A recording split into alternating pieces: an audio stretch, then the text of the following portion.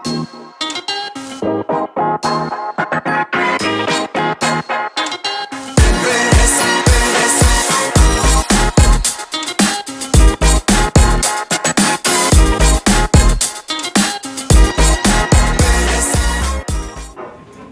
are going to be tasting some wines from the Languedoc-Roussillon. Who has had wine from the Languedoc-Roussillon before? All right, okay, so excellent. A few have not? You can figure out which is what. Beautiful. So the Languedoc-Roussillon is a kind of a barbaric name to name a big region. It's one of the biggest vineyards in the world in terms of volume production.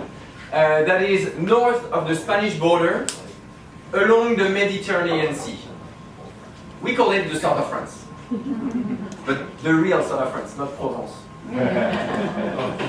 So if you're in northern Italy, on the Mediterranean coast, you go towards France, you're going to cross Provence. It's a big region along the Mediterranean Sea. You keep on going towards Spain, and then when you finish Provence, you start the Languedoc-Roussillon. So basically, pretty much south of Paris, the region starts up to the Spanish border. And as I mentioned, it's a very big region. We have tons of different type of soil, climate, wind influence, and grape varieties that allows us to make tons of different styles of wines. And tonight, I'm very happy to show you Gérard's Bertrand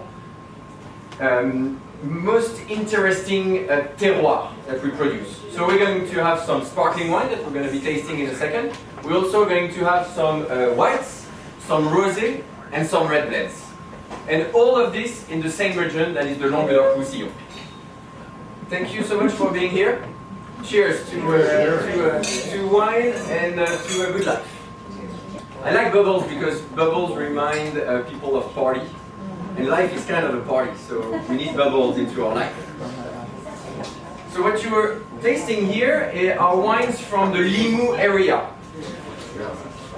Who has heard of Limoux? So it spells Limoux, L-I-M-O-U-X. And what you're tasting is a Crémant de Limoux.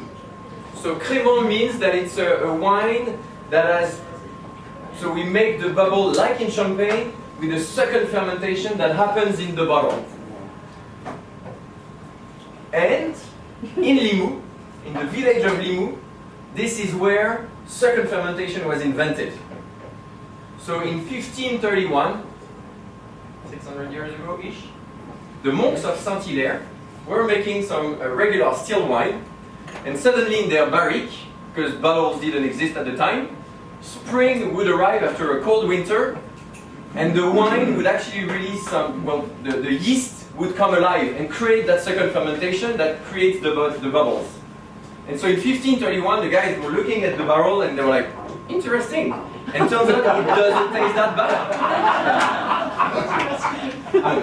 And so that's kind of by mistake, so serendipity, that they invented second fermentation in the bottle, in the barrique, which is now made in the bottle. So basically bubbles were created in Limoux in 1531.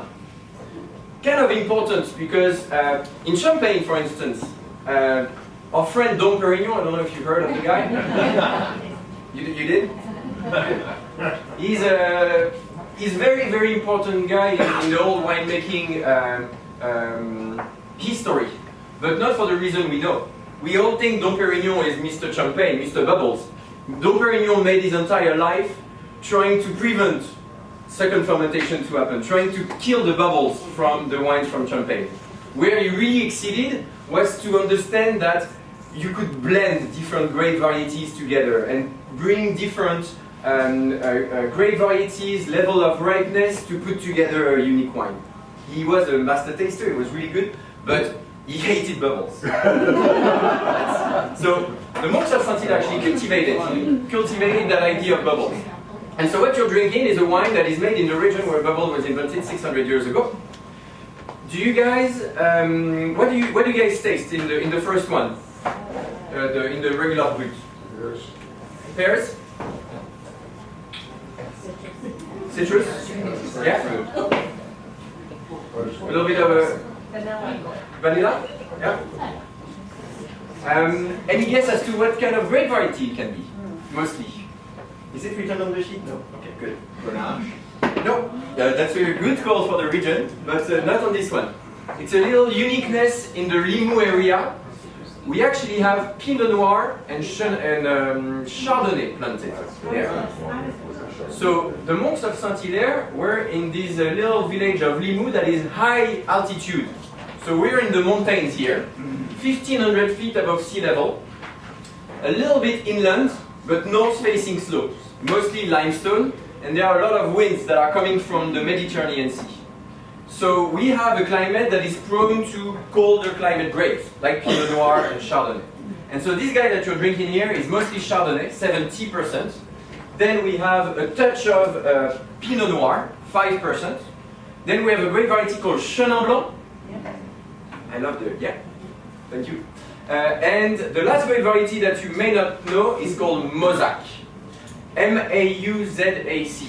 Mauzac is indigenous from that Limoux area and is compulsory in the blend.